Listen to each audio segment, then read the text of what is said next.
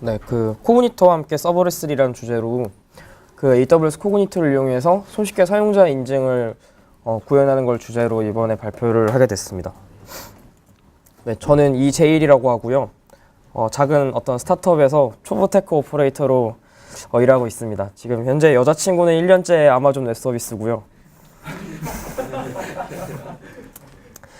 저는 원래는 그 보안 쪽을 공부했습니다. 그래서 막 공비 같은 거 뜯어서 거기서 막 보안 취약점 같은 거 찾아서 제보하고 막 그렇게 하다가 그 고등학교를 졸업하자마자 스타트업에 관심이 많아서 그 스타트업을 들어오자마자 이렇게 시작을 하고 개발자 포지션으로 이렇게 하다 보니까 벌써 3번 망하고 4번째 스타트업을 하고 있는데요. 네, 그래서 지금은 집브라더스라는 그 스타트업에서 그 서비스 개발을 맡고 있습니다. 그래서 이번 시간에 제가 말씀드릴 거는 일단은 코그니토가 우리나라에서 그 쓰시는 분들이 많이 없으시더라고요. 그래서 일단 코그니토가 어떤 그 솔루션인지를 먼저 좀 설명을 드리고 그 다음에 조금 더 딥하게 내려가서 이 코그니토의 유저풀이랑 그 페더레이티드 아이덴티티스라고 이렇게 두 가지가 있는데 이 두 가지로 뭘 할 수 있는지 뭐 기능이나 피처 같은 것들을 조금 자세하게 알려드리고자 합니다. 그리고 나서 그 코그니토를 실제로 도입을 했을 때 어떤 점이 좋은지를 말씀드리고 그리고 나서 그 실제로 그 코그니토를 이용해서 간단한 서비스를 하나 만들었었는데 그걸 한번 데모로 보여드리고 결론을 짓는 걸로 마무리를 지으려고 합니다. 네, 일단 코그니토를 처음 이제 그 AWS에서 발견했을 때 마치 그 지니의 요술램프 같았거든요. 그냥 그 뭐 코딩 같은 것도 별로 안 해도 되고 뭐 사용자 인증해서 그냥 보안까지 다 관리를 해줘서 그냥 그 지니의 요술램프 같았습니다. 근데 이게 그 누구든 그럴싸한 생각을 가지고 있는데 처먹기 전까지거든요. 그래서 코그니토를 하다 보니까 우리나라 사람들이 이 코그니토를 많이 쓰지도 않고 심지어 스택 오버플로우에도 이걸 좀 제가 코그니토를 공부할 때 있었던 여러 가지 이슈들이 이렇게 막 많이 레퍼런스가 별로 없었습니다. 그래서 처음에 코그니토를 공부할 때 좀 많은 어려움들이 있었고요. 그래서 그 뭐 버그 같은 거에 부딪혀가지고 시스템 버그 때문에 좀 어려웠던 것도 있고 그래서 그런 그 제가 경험하면서 좀 어려웠던 부분들도 같이 설명을 드리고자 합니다. 그래서 코그니토에 대해서 먼저 설명을 드릴게요. 일단 이게 지금 여기 있는 이미지는 그 AWS 코그니토에 들어가면 나오는 소개 페이지에 나와 있는 그 문장인데요. 그 정리가 잘 특징들을 잘 나타내줘서 일단 뽑았습니다. 코그니토는 일단 그 사용자 그 인증 그 솔루션인데요. 회원 가입이랑 뭐 로그인 같은 그런 그 로직들을 그냥 코그니토에서 제공해주는 기능들로 바로 사용하실 수가 있습니다. 그래서 그 사용자 인증 그 툴을 쉽게 만들 수가 있고 그리고 이제 그 자사의 어떤 그 그 자사의 유저풀뿐만 아니라 뭐 페이스북이나 뭐 구글이나 뭐 아마존 같은 그런 서드파티 아이덴티티 프로바이더도 쉽게 통합을 하실 수가 있고요. 그리고 이제 코그니토에서 그 STS라는 게 있는데 그 임시 자격 증명을 발급해서 그 AWS 리소스에 이제 그 IAM 롤로서 그 접근할 수 있는 임시 자격 증명을 발급해주는 기능도 하고 있습니다. 그래서 코그니토는 그 유저풀이라는 것과 페더레이티드 아이덴티티스라고 이렇게 두 가지로 나눠져 있는데요. 그림을 보시면 분홍색 영역에 있는 것들은 전부 이제 아이덴티티 프로바이더입니다. 그리고 아래쪽에 있는 그래서 그 아이덴티티 프로바이더 중에 하나로서 코그니토 유저풀이라는 게 있고 뭐 소셜 아이덴티티 프로바이더에 뭐 페이스북이나 구글 같은 게 있는 것처럼 코그니토 유저풀도 하나의 아이덴티티 프로바이더로서 자기 서비스의 그 자사 서비스의 그 자체적인 그 사용자 풀이라고 생각하시면 되겠습니다. 그래서 그리고 아래쪽에 있는 게 이제 Federated Identities인데요. 그러니까 위쪽에 있는 아이덴티티 프로바이더들을 통합해서 하나의 그 풀에서 관리할 수 있게 도와주는 통합 그 아이덴티티를 통합해서 관리해주는 그런 솔루션이라고 보시면 되겠습니다. 그래서 이 이제 Federated Identity에서 이제 IAM 롤을 이용해서 STS에서 이제 임시 자격 증명을 발급받아서 그 각각의 유저들에게 이제 그 임시 자격 증명을 발급해 줄 수 있고 그러면 이제 그 액세스 키랑 아이디랑 시크릿 액세스 키를 가지고 AWS 리소스에 그냥 SDK로서 바로 접근할 수 있게 됩니다. 그래서 인증 로직은요. 먼저 이제 그 로그인 프로바이더에 인증을 해야겠죠. 그래서 로그인 프로바이더는 이제 뭐 그런 서드 파티가 될 수도 있고 방금 말씀드린 유저풀이 될 수도 있습니다. 그래서 로그인을 해서 이제 토큰을 받게 되면 이 토큰을 가지고 이제 그 세 번째 보이는 아마존 코그니토, 그러니까 저기서는 Federated Identities가 되겠죠. 저기에 이제 그 get id라고 해서 이제 그 통합된 아이덴티티를 받아오는 과정을 거칩니다. 그래서 유저를 식별하고 통합하는 과정이 이루어지고, 그리고 나서 이제 그 AWSTS에 임시 권한 발급을 요청하면 그 저희들이 그냥 IAM 계정을 만들었을 때 나오는 액세스 키 아이디와 시크릿 액세스 키처럼 임시 권한을 가지는 그 계정을 잠시 동안 발급해 줍니다. 그게 이제 아래쪽에 있는 코그니토 페더레이티드 아이덴티티스가 하는 일이고요. 그래서 지금까지 제가 설명드린 거는 코그니토의 그냥 좀 전체적인 어떤 동작 원리를 말씀드렸고, 그래서 일단 좀 그냥 서머라이즈해서 말씀드리다 보니까 말이 좀 빨랐는데, 이제 조금 더 천천히 그 유저풀과 페더레이티드 아이덴티티에 대해서 얘네들이 뭐 무슨 기능을 가지고 있는지를 좀 설명드리려고 합니다. 네, 일단 이건 코그니토 웹 콘솔에 가서 이제 그 유저풀을 생성할 때 나오는 건데요. 그냥 이렇게 그냥 뭐 다른 AWS의 그런 솔루션들도 마찬가지지만 그냥 클릭 몇 번 하고 그냥 원하는 대로 그냥 클릭 몇 번만 하면 자기 서비스만의 사용자 풀을 구축하실 수가 있습니다.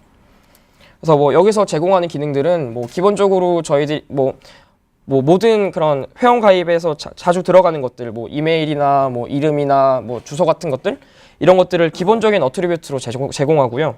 여기서 이제 뭐 required 체크를 하시면 이 폼은 무조건 입력해야 된다로 강제하실 수가 있습니다. 그리고 이 외에 없는 것들도 이렇게 커스터마이징해서 추가하실 수가 있고요. 뭐 스트링형이나 넘버형으로 해서 뭐 길이 제한도 걸 수 있고, 이렇게 해서 어트리뷰트를 추가하실 수가 있고요. 뭐 패스워드에 대한 난이도 설정도 가능합니다. 뭐 길이는 얼마 이상 할 건지, 뭐 특수 문자를 넣을 건지, 숫자를 넣을 건지, 뭐 이런 걸 할 수 있고, 이건 이제 AWS로 그냥 API 요청을 바로 해서 애초에 저희들은, 그러니까 이걸 관리하는 엔지니어 입장에서도 그냥 뭐 패스워드 해시 같은 걸 전혀 그냥 건드릴 수가 없게 돼 있습니다. 그래서 어떤 면에서 보면 오히려 더 안전하다고 생각하고요. 그래서 패스워드 난이도 지정은 가능한데 뭐 레귤러 익스프레션을 이용해서 뭐 특수한 룰을 지정하거나 하는 건 불가능하고요. 가운데 있는 옵션은 그 관리자가 그 계정을 생성해 줄 것인지, 아니면 그 클라이언트 사이트에서 SDK를 이용해서 직접 가입을 할 수 있는지를 이제 보는 옵션이고, 세 번째 옵션 같은 경우에는 제가 뭐 영어를 잘 못해서 그런지 모르겠는데 이게 무슨 뜻인지 잘 모르겠더라고요. 그래서 케이스를 열어서 물어봤었는데, 그 관리자에 의해서 계정이 생성된 경우에 한 번도 로그인되지 않고 방치될 경우 며칠 후에 그냥 계정을 삭제하겠다, 뭐 이런 옵션입니다. 그래서 어떤 경우에 사용되는지 잘 모르겠는데, 저는 뭐 이 옵션을 그닥 사용하지 않았거든요. 뭐 일단은 아무리 찾아봐도 이게 뭔지 정확하게 나와 있는 게 없어가지고 뭐 케이스 열어서 물어봤던 거라서 일단은 말씀을 드렸습니다. 멀티팩터 인증도 지원을 하거든요. 그래서 이메일이랑 SMS 이렇게 그 두 가지의 멀티팩터 인증을 지원하고, 옵셔널하게 할지 아니면 그 필수적으로 할지도 이제 설정하실 수가 있고요. 그 다음에 이제 이메일 인증과 SMS 인증을 그냥 따로도 이제 그 지원을 합니다. 그래서 이메일 같은 경우에는 이제 AWS SES를 이용해서 그 인증 문자를 발송하게 되고요. SMS 같은 경우에는 AWS SNS에 있는 월드와일드 그 SMS라고 해서 SNS에서 그냥 문자를 바로 보낼 수 있는 기능이 있어요. 그래서 그걸 이용해서 보내게 되는데, SMS 같은 경우에는 기본적으로 그 $1의 그 스펜드 리밋이 걸려 있어서 이걸 제대로 사용하시려면 그 케이스를 여셔서 이 비용 한도를 이제 증가시켜 달라고 그 요청을 하셔야 됩니다. 근데 뭐 일단 비용적으로는 그냥 국내에서 SMS를 사용하는 것보다 한 3배 정도 비싼 것 같아요. 한 건에 35원인가 40원 정도 들었던 것 같은데, 일단 뭐 그냥 이 기능을 그냥 그대로 사용하시면 아무래도 어떤 개발적인 부분에서 노임이 많이 줄어드니까 뭐 그냥 프로젝트성으로 그냥 간단하게 만들 때는 뭐 이용해 보시는 것도 좋을 것 같습니다. 그래서 뭐 둘 다 하게 할 수도 있고 하나만 하게 할 수도 있고 둘 다 안 하실 수도 있습니다. 그래서 여기서 이제 그 폼들이 있거든요. 그래서 이메일 제목이나 뭐 내용 같은 거를 지정하실 수가 있고, 뭐 문자도 마찬가지고요. 그래서 이렇게 샵샵샵샵으로 돼 있는 부분이 인증 코드로 치환됩니다. 근데 이제 여기 웹 콘솔에서는 한글 입력이 안 되거든요. 그냥 아마 그 이 웹 콘솔을 만들 때 예, 아마 그 우리나라 직원이 만든 게 아니라서 그냥 영어 이외에는 그냥 레귤러 익스프레션으로 유니코드를 막아버린 것 같습니다. 그래서 웹 콘솔에서는 그 이 다음 스텝으로 넘어갈 수가 없습니다. 영어 외의 걸 적으면요. 그래서 대신에 CLI나 SDK를 이용하면 정상적으로 하실 수가 있고, 그래서 이것 때문에 또 고생을 많이 했거든요. 분명히 나는 그냥 폼을 입력했을 때 왜 에러가 나는 건지 몰라서 검색을 해봐도 어차피 스택 오버플로우에는 영어 쓰는 사람들이 올린 거니까 여기 이거에 대해서 그 의문을 제기한 사람이 없었어요. 그래서 한참 고민하다가 그냥 SDK로 해보니까 돼서 왜 안 되지 생각을 해보니 이거는 그냥 웹콘솔의 버그구나 라고 일단 결론을 지었고요. 그리고 나서 이제 이 유저풀 안에서 앱이라는 걸 만들게 됩니다. 이 앱이라는 거는 하나의 유저풀에 다수의 앱이 만들어질 수 있는데 가령 이것을 만든 목적은 회원 구분 같은 걸 하기 위해서라고 생각합니다. 가령 개인 회원과 기업 회원 또는 쇼핑몰이었으면 뭐 판매자 회원과 구매자 회원 뭐 이런 식으로 구분을 하기 위해서고요. 각각의 앱들은 이렇게 각각의 앱들에 대해서 다른 어트리뷰트 리드라이트 권한을 줄 수가 있습니다. 그래서 뭐 이런 식으로 뭐 앱을 여러 개 만들어서 뭐 일반 회원, 뭐 기업 회원 뭐 이런 식으로 구분을 지어서 그 하나의 사용자 풀에서 여러 종류의 회원을 관리할 수 있고요. 그리고 네, 여기 있는 걸 설명을 드리면 리프레시 토큰 같은 경우에는 이 유저 풀도 마찬가지로 오픈 아이디였나? 뭐 그 베이스로 돼 있어서 그냥 액세스 토큰이랑 뭐 그런 것들로 이제 스테이트리스하게 관리가 되거든요. 그래서 리프레시 토큰의 만료 주기를 줘서 자동 로그인에 사용하실 수가 있고, 그리고 이제 아래쪽에 체크박스들에 문제가 많습니다. 네. 일단 자바스크립트랑 파이썬 SDK의 그러니까 이 클라이언트 시크릿이 이제 클라이언트 사이드에서 곧바로 보안적인 요소 때문에 이제 사용되는 건데, 저 클라이언트 시크릿에 사용되는 암호 알고리즘이 암호 라이브러리가 자바스크립트랑 파이썬에 좀 문제가 있는 것 같습니다. 그래서 자바스크립트나 파이썬 베이스로 만약에 이걸 사용하시려면 저걸 체크를 해제하셔야 되고요. 네, 그리고 두 번째 것도 또 하자가 있는데요. 안드로이드랑 iOS SDK 이외에는 SRP라고 해서 시큐어 리모트 패스워드 알고리즘이라고 막 HMAC이랑 이런 알고리즘을 이용해서 요청을 하고 받는 네트워크의 레이어에서 안전하지 않더라도 그냥 암호화된 알고리즘으로 암호화된 패스워드를 교환해서 인증하는 그런 알고리즘인데, 여기 또 버그가 있어서 안드로이드랑 iOS 외에는 SDK 사용이 안 됩니다. 그래서 어드민 노 SRP 어스를 체크하셔야 안드로이드 iOS 이외에 SDK에서 사용하실 수가 있습니다. 그래서 좀 이것 때문에 골치를 많이 썩었습니다. 한 달 정도 고생을 했고요. 그래서 처음에는 이걸 너무 쓰고 싶어서 파이썬에서 안드로이드 SDK를 보고 똑같이 베껴서 만들었는데 그래도 안 되더라고요. 그래서 푸팅도 해봤는데 포기했습니다. 그리고 세 번째 옵션은 이제 이 코그니토의 어떤 인증 과정들에서 중간중간에 람다 트리거를 사용하실 수가 있거든요. 그래서 그 중에 이제 커스터머스 기능을 이용할 때 이걸 체크하시는 겁니다. 뭐 커스터머스를 왜 쓰냐라고 하시는데, 뭐 여기서 제공하는 인증 방식 외에 뭐 가령 나는 로그인할 때 캡처 인증을 하고 싶어 뭐 그런 경우가 있을 때 이제 커스터머스를 이용해서 람다에서 뭐 캡처에 대한 인증 로직을 만들어 놓고 이쪽으로 던지면 이 로직으로서 인증을 진행하실 수가 있습니다. 람다 트리거는 뒤쪽에 조금 더 정리를 해놔서 그때 다시 한번 말씀드리도록 하겠습니다. 네, 그래서 또 그리고 그룹이라는 게 있는데요. 뭐 이거는 이제 하나의 유저가 모든 유저들은 여러 그룹에 소속될 수가 있습니다. 그래서 이런 식으로 그룹핑을 할 수가 있고요. 뭐 이건 어떻게 사용되느냐고 해서 또 예시를 한번 들어보면, 뭐 가령 사내 동호회 회원 관리를 하고 싶다라고 했을 때 뭐 어떤 회사가 있고 여기에 뭐 영업팀과 개발팀이 있고 각각의 팀들에서 뭐 다른 어트리뷰트를 가진 유저들이 되겠죠. 그래서 뭐 테니스 동호회나 뭐 야구 동호회 뭐 이렇게 해서 뭐 이렇게 어떤 사람은 둘 다 가입할 수도 있는 거고 어떤 사람은 하나만 가입할 수도 있는 거고 가입을 안 할 수도 있겠죠. 뭐 이런 식으로 그룹을 활용해서 뭐 단체 푸시 같은 걸 날린다거나 할 때 그룹 기능을 사용하실 수가 있습니다. 네, 그리고 이제 람다 트리거가 있거든요. 오른쪽은 이제 그 AWS 그 위쪽은 가입할 때 로직이고 아래쪽은 이제 로그인 인증을 할 때 그 로직입니다. 네, 이런 람다 트리거들이 있고요. 그래서 뭐 회원 가입을 하기 전에 람다 트리거를 뭐 거쳐서 어떤 사전 작업을 한다거나 또는 이제 컨퍼메이션을 하고 나서 또는 뭐 인증을 할 때 커스텀 인증 로직을 만들 수도 있고 어스 챌린지가 이제 제가 말씀드렸던 뭐 그 캡차 같은 것들을 이제 그 지정하는 그 부분이고요. 네, 이렇게 해서 이제 그 리뷰를 한번 하시고 크리에이트 풀을 누르면 이제 유저 풀이 만들어지게 됩니다. 그러면 사용자 풀이 다 만들어진 거고요. 그 다음에 이제 페더레이티드 아이덴티티에 대해서 한번 설명을 드리겠습니다.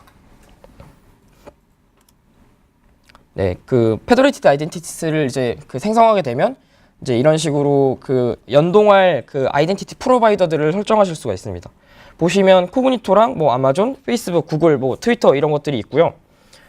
아쉽게도 카카오톡은 없습니다. 카카오톡은 그 디벨로퍼 그 프로바이더 아이덴티티 프로바이더라고 해서 그 카카오에서 제공하는 그 인증 API를 직접 그 구현을 하셔서 여기에 붙여 주셔야 되고 오른쪽에 있는 커스텀이라는 걸 이용해서 만들어 주셔야 되고요. 네, 그래서 이걸 다 만들고 나서 여기서 이제 보시면은 코그니토에 유저풀 아이디랑 앱 클라이언트 아이디라는 게 있잖아요. 그 아까 전에 제가 유저풀을 설명을 드릴 때 유저풀을 만들고 나면 유저풀 아이디가 나올 거고 또 그 앱이라는 걸 만들 때 앱 아이디가 나오게 됩니다. 그래서 생성하고 나서 여기에 두 가지만 입력해주면 그냥 연동이 끝납니다. 그 뭐 페이스북도 페이스북 앱을 만들고 나서 페이스북 앱 아이디만 넣어주면 연동이 끝납니다. 그래서 엄청 간단하게 그 통합을 하실 수가 있고요. 그래서 그 로그인을 한 다음에 이제 그 get id라는 API로 이 federated identity에 이제 그 통합된 아이덴티티를 요청하면 해당 프로바이더와 연결된 아이덴티티를 반환하거나 또는 이제 기존에 없는 경우에는 그냥 새로 생성해서 아이덴티티를 반환해 줍니다. 그리고 나서 STS로부터 임시 권한을 발급해 주고요.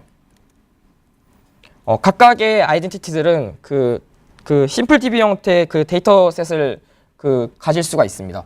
그래서 아래쪽에 보시면 오른쪽 위에 보이는 게 아이덴티티 아이디고 그래서 리전이랑 UUID를 섞어 놓은 형태로 아이덴티티 아이디가 만들어지고 각각의 아이덴티티가 이제 각각의 자기만의 데이터셋을 가질 수가 있습니다. 그래서 이런 식으로 뭐 데이터셋을 만들고 그 안에 키밸류 형태로 레코드를 넣을 수가 있고 뭐 싱크 같은 걸 해서 여러 디바이스에서 할 때 이 데이터를 싱크하거나 할 수 있습니다. 근데 이제 뭐 실시간으로 이렇게 데이터가 자주 변동되는 경우에는 좀 그 적절하지 못하고요. 왜냐하면 이 싱크당으로 이제 그 카운팅이 되고 과금이 돼서 막 하루에 뭐 1000번, 2000번씩 계속 싱크를 하는 그런 거라면 좀 적절하지 못한 것 같고 뭐 게임 같은 데서 그 게임 데이터 같은 걸 백업한다거나 뭐 아니면 뭐 주소록 같은 것들 그런 것들을 백업할 때 이제 사용하시기에 좀 좋은 기능인 것 같습니다. 그래서 여긴 대시보드인데 뭐 오른쪽에 이제 그 아이덴티티 프로바이더들이 연동된 게 나오고 뭐 이렇게 나옵니다. 일단 짧은 시간에 너무 그 코그니토가 생각보다 좀 복잡해서 좀 헷갈리실 것 같아서 다시 한번 그 사용자가 유저풀에 가입을 하고 이게 어떻게 사용자 통합이 되고 그리고 임시 자격증명을 발급받는지에 대한 플로우를 다시 한번 정리했는데요. 일단 그 뭐 아이덴티티 프로바이더 유저풀에 일단 가입을 합니다. 그래서 사인업을 하고 이제 유저풀에서 컨퍼메이션을 해줍니다. 그러고 나서 이 컨퍼메이션을 해서 이제 사인인을 하면 그 액세스 토큰이 나올 거고 그 액세스 토큰을 가지고 Federated Identities에 그 get ID 요청을 보내게 되면 이제 이 아이덴티티 프로바이더에 얘가 진짜 받은 액세스 토큰을 가지고 얘가 진짜로 유효한지 밸리데이션을 하게 됩니다. 그리고 나서 밸리데이션이 성공적으로 이루어졌을 때 이제 그 통합된 아이덴티티를 이제 다시 돌려주게 되고요. 이걸 가지고 이제 그 크레덴셜을 요청하게 됩니다. 그러면 Federated Identity에서는 미리 이제 우리가 지정해둔 IAM 롤에 기반해서 이 롤을 가지고 이 IAM 롤에 맞는 그 권한을 가지는 임시 세션을 STS에서 발급하고 유저에게 돌려주게 됩니다. 네, 뭐 이런 식으로 해서 이제 당연히 액세스 키 아이디랑 그 시큐릿 액세스 키가 나오면 그때부터는 저희들이 IAM 계정을 그냥 SDK에서 사용하는 것처럼 똑같이 그냥 사용하시면 되는 거고요.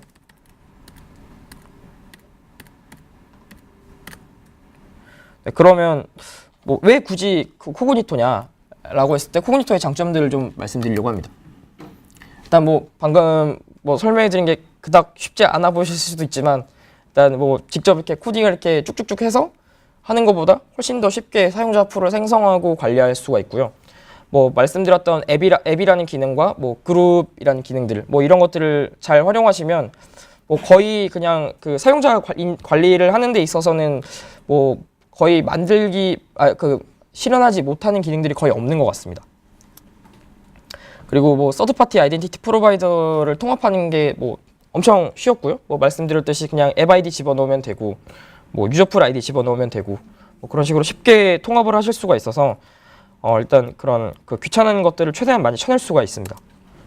그리고 이제 임시 자격증명을 이용해서 AWS 소스에 정밀하게 이제 접근 권한을 이제 관리하실 수가 있고요. 일단 이렇게 그냥 임시 자격증명을 발급할 수 있다는 것 자체가 뭐 서버리스든 모바일에서든 뭐 그런 데서 많은 이점이 있는 것 같습니다. 그리고 이제 또 좀 재밌는 기능이 이 그러니까 Federated Identities에서 그 각각의 아이덴티티 프로바이더에 대해서 각각 다른 그 IAM 롤을 줄 수가 있습니다. 그래서 가령 디폴트 IAM 롤을 기본적으로 가지고 있고요. 뭐 다른 앱한테는 다른 IAM 롤을 줄 수 있습니다. 뭐 그리고 또 뭐 페이스북이나 뭐 다른 아이덴티티 프로바이더에도 또 다른 IAM 롤을 줄 수가 있고 이런 어서라이즈 되지 않은 그러니까 아이덴티티 프로바이더를 거치지 않고 아이덴티티만 받을 수도 있거든요. 그래서 그렇게 아이덴티티만 받고 그러니까 밸리데이션이 되지 않은 유저에게는 또 별도의 IAM 롤을 또 줄 수가 있습니다. 그래서 뭐 로그인을 안 하고 조금만 사용하는 그런 맛보기 서비스 같은 것도 이런 식으로 구현하실 수가 있고요. 그리고 이제 사용자 정보 유출 위험이 많이 감소하는 것 같습니다. 뭐 아무래도 제가 이전에 보안을 공부해서 좀 이런 데 또 관심이 갔었는데 일단 사용자 정보 보관의 주체가 AWS라서 말씀드렸듯이 패스워드는 애초에 저희들도 그냥 해시고 뭐고 아무것도 볼 수가 없고요. 일단 보통 저희들이 뭐 패스워드 같은 거를 뭐 해시를 해서 뭐 그 RDB 같은 데 저장을 해놓지만 뭐 거기에서 이제 뭐 SQL 인젝션에 대한 이슈나 뭐 또는 이제 뭐 그냥 서버의 뭐 제로데이 같은 것들을 이용해서 그러니까 서버 자체의 취약점 때문에 뭐 이제 정보 유출이 될 수가 있겠죠. 뭐 그런 부분들에 대해서 조금 더 좀 안전한 구조가 아닌가라고 생각을 하고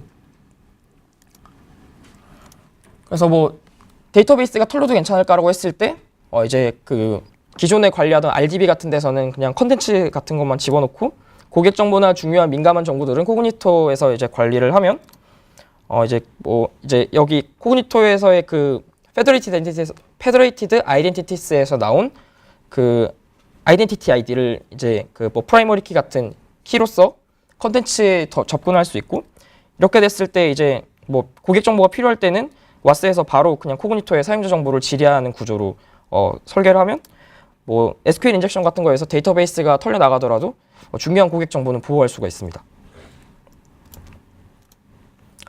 네, 그래서 일단 이제 뭐 일단 소개 같은 거는 일단 이 정도로 일단 마무리가 될 것 같고요.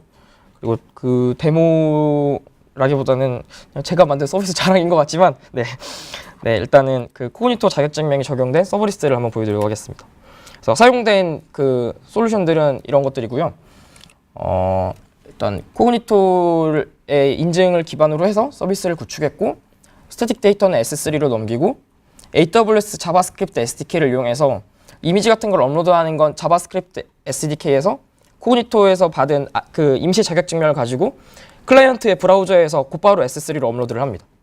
그리고 이제 그 S3 업로드가 되면 람다 S3 그 업로드 트리거를 이용해서 람다에서 이미지를 이제 그 뭐 썸네일 같은 걸 생성하고 API 게이트웨이에서도 마찬가지로 코그니토의 API 게이트웨이에도 코그니토의 그 유저풀 인증을 이용할 수가 있습니다. 그래서 유저풀 로그인이 된 경우에만 그 API에 접근할 수 있게 어서라이저를 사용하실 수가 있습니다.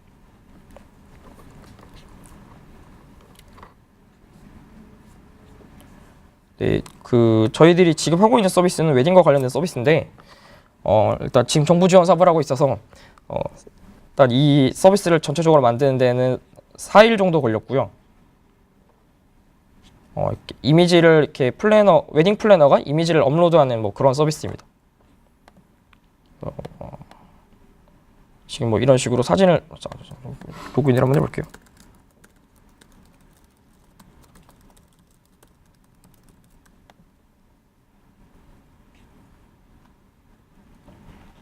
이렇게 뭐 사진을 이렇게 업로드를 뭐 해보면요. 네, 이렇게 업로드만 하면 곧바로 이렇게 사진이 업로드가 되게 됩니다. 그래서 그 지금 내부적인 인프라를 좀 보여드리면 일단 이런 식으로 유저 풀을 관리하실 수가 있고요.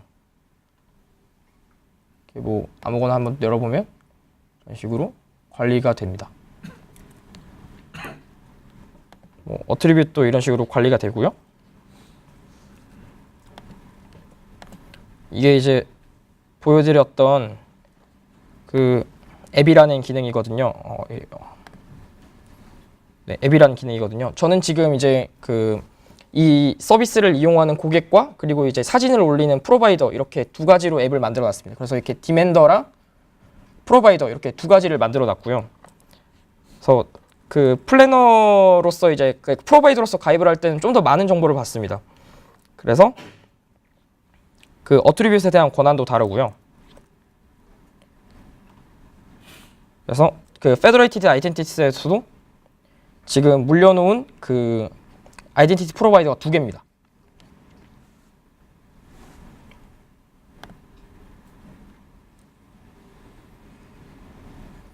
네, 이제 여기 보시면은 이제 그 인증되지 않은 롤과 인증된 프로바이더에게 준 디폴트 롤이 있습니다. 그래서 이렇게 그 유저 풀 아이디랑 앱 클라이언트 아이디를 넣어서 그 할 수가 있고, 여기 이제 이 롤을 이용해 원하는 롤을 줄 수도 있고 디폴트 롤을 사용하실 수도 있습니다. 그래서 이 디폴트 롤에서는 지금 이제 저는 S3를 사용하니까 S3의 이제 특정한 디렉터리에 그러니까 접근할 수 있는 그 권한을 그 IAM 롤로서 정의해 뒀고요. 페이스북은 뭐 이렇게 앱 아이디만 넣으면 됩니다. 그래서 이런 식으로 올라간 건 다이나모 DB에서 관리를 하고 있고, 데이터베이스 컨텐츠 데이터만 이제 다이나모 DB에서 관리를 하고 있습니다. API 게이트웨이에서 이제 그 람다 펑션을 관리를 하고 있고요. 보시면은 이렇게 그 승인 없음은 이제 그 인증을 안 하는 거고, 코그니토 유저풀이라고 돼 있는 건 그 코그니토 그 유저풀을 인증하고 나서 나온 토큰을 어서라이저로 넣어줘야만 이 API에 접근을 할 수가 있습니다. 그래서 코그니토를 이용해서 API에 대한 그 권한 통제도 접근 권한 통제도 가능하고요. 이렇게 뭐 람다 펑션 이렇게 해서 관리를 하고 있습니다.